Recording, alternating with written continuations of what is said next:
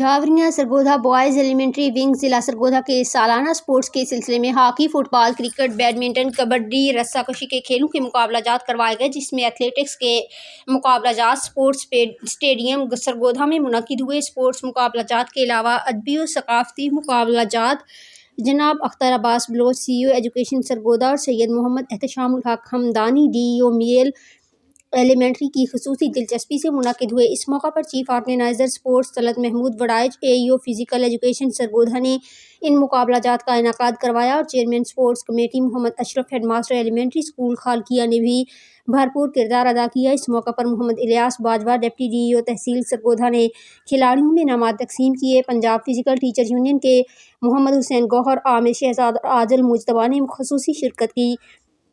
Games میں تحصیل سرگودا اول، تحصیل ساہیوال دوم اور تحصیل سلامالی نے تیسری پوزیشن حاصل کی۔ ایتھلیٹکس کے مقابلہ جات میں اول پوزیشن تحصیل کوٹ مومن نے حاصل کی۔ مہمان خصوصی محمد الیاس باجوہ نے اپنے خطاب میں طلعت محمود وڑائچ اور ان کی ٹیم کو کامیاب مقابلہ جات کروانے پر مبارکباد دی اور طلباء کی صلاحیتوں کی تعریف کی۔ تقریب کے اختتام پر جیتنے والی ٹیموں میں انعامات، میڈلز، ٹرافیاں اور سرٹیفکیٹ بھی تقسیم کیے گئے۔